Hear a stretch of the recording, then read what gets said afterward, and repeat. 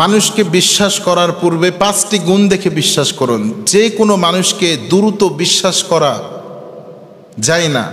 যাকে আপনি দ্রুত বিশ্বাস করবেন তার গুণ যদি আপনি না দেখেন, তাকে যদি পরীক্ষা না করে আপনার জীবনে তাকে একটু অংশ বানিয়ে নেন, সে এমন একটি কষ্ট দিবে আপনাকে যেটার পেন আপনি সহ্য করতে পারবেন না। এই জন্য মানুষকে বিশ্বাস করতে হলে এই 5টি গুণ আপনি তার মধ্যে আছে নাকি একটু দেখে বিশ্বাস করবেন। প্রথম নাম্বার, ভালো মানুষ কখনো মানুষকে কষ্ট দিতে পারে না। এটা দেখবেন সে মানুষটা কেমন করে মানুষকে কষ্ট দিচ্ছে না মানুষকে সে উপকার করছে, এটা দেখবেন।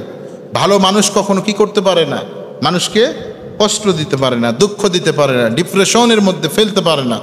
এজন্য ভালো মানুষ চেনার খাতির হলো, চেনার জন্য যে বিষয়টা আমাদের মূল টার্গেট লক্ষ্যে রাখতে হবে সেটা, ভালো মানুষ কখনো মানুষকে কষ্ট দিতে পারে না, 1 নাম্বার। 2 নাম্বার, মিথ্যা কথা বলে না। ভালো মানুষ কখনো মিথ্যা কথা বলে না। আল্লাহর হাবিব সাল্লাল্লাহু আলাইহি ওয়াসাল্লাম বলছেন মুনাফিকের লক্ষণ 3টি। তার মধ্যে মুনাফিক কি করে, কথায় কথায় মিথ্যা কথা বলে। 1 নাম্বার মুনাফিক। যারা মুনাফিক মার্কা লোক তাদের সাথে আপনি চলতে পারবেন না, তারা সত্যকে মিথ্যায় পরিপূর্ণ করে দিবে। যারা মিথ্যাবাদী লোক তাদের সাথে চলাটা প্রচণ্ড মুশকিল হয়ে যায়। আল্লাহর হাবিব সাল্লাল্লাহু আলাইহি ওয়াসাল্লামের জামানা তো মিথ্যাবাদী ছিল, তারা এতটা মিথ্যাবাদী ছিল, আল্লাহর হাবিব সাল্লাল্লাহু আলাইহি ওয়াসাল্লাম তিনি বলছেন তারা এত বেশি মিথ্যা কথা বলতো। আল্লাহর হাবিব সাল্লাল্লাহু আলাইহি ওয়াসাল্লাম একজনের থেকে টাকা ধার নিয়েছেন, কর্জ নিয়েছেন, এমনকি তাকে অধিক সম্পদ দিয়ে টাকা ফেরত দিবেন, 1 মাস সময় আছে। সে এসে বিশ্বনবীর জামার কলার ধরে বলছেন মুহাম্মদ আমাকে আমার টাকা ফেরত দাও। বিশ্বনবী বলছেন এখনো তো 1 মাস সময় আছে। তিনি বললেন না, সময় নেই, তুমি আমাকে ফেরত দিয়ে দাও। আল্লাহর হাবিব সাল্লাল্লাহু আলাইহি ওয়াসাল্লাম বাধ্য হয়ে ওমর রাদিয়াল্লাহু তাআলা আনহুর মাধ্যমে বাইতুল মাল থেকে সেই সম্পদকে তার কাছে ফিরিয়ে দিয়েছেন, তাকে আবার দিয়ে দিয়েছেন। পরবর্তীতে সে ব্যক্তি মুসলমান হয়েছে। তবে আল্লাহর হাবিব সাল্লাল্লাহু আলাইহি ওয়াসাল্লাম বলছেন খবরদার কখনো তোমরা জেনে শুনে যে ব্যক্তি সচরাচর মিথ্যা কথা বলে তার সাথে সম্পর্ক রাখবা না, তাহলে সম্পর্ক মিথ্যাবাদের সাথে রাখা যাবে না। সে তোমাকে দূরের স্বপ্নে বিভোর করে কাছের যে ব্যক্তি পিতা মাতা তোমার পরিবারকে দূরে সরিয়ে দিবে। মিথ্যাবাদীর এটা হলো মূল লক্ষ্য। আর সে সবসময় যারা মিথ্যাবাদী নিজেকে বাঁচাতে চায় মানুষকে দোষ দিয়ে, এজন্য মিথ্যাবাদী থেকে আমরা নিজেকে হেফাজত করব। 3 নাম্বার, যারা ওয়াদা দিয়ে ওয়াদা ভঙ্গ করে এই ব্যক্তিদের সাথে চলা যাবে না। আপনার কাছে কমিটমেন্ট করেছে, ওয়াদা দিয়েছে, এই ওয়াদা আবার ভঙ্গও করেছে, ওয়াদার বরখেলাপ করেছে।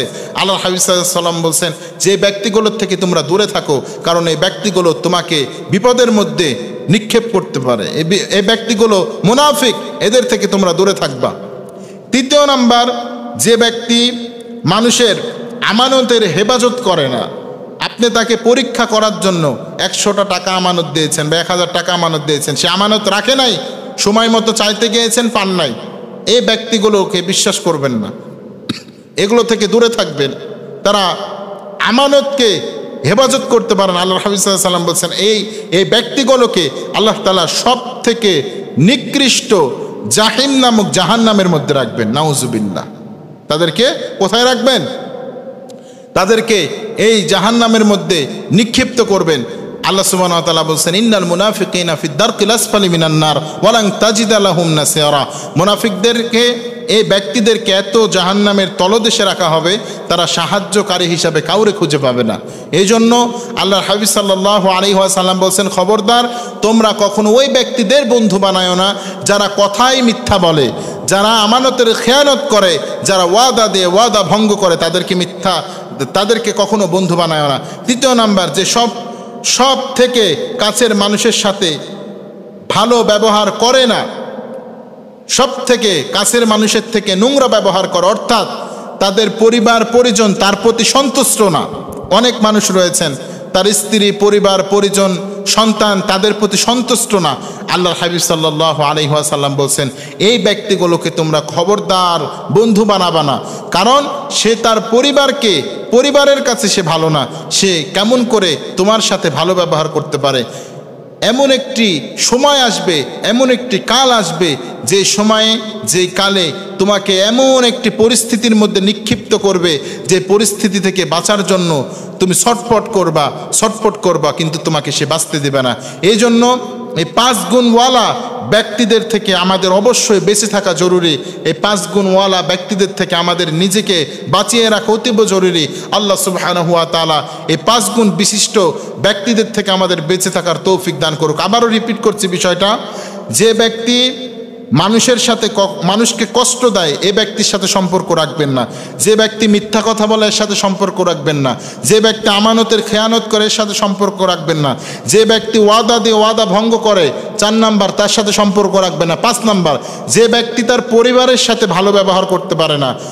বিশ্বনবীর হাদিস অনুযায়ী খয়রুকুম লিআহলি, এই তার পরিবার সাথে সে ভালো না, এই ব্যক্তির সাথে সম্পর্ক রাখবেন না। এই 5টি ব্যক্তি থেকে আপনি নিজেকে যত দূরে রাখবেন, তত আপনি সুখ অনুভব করবেন।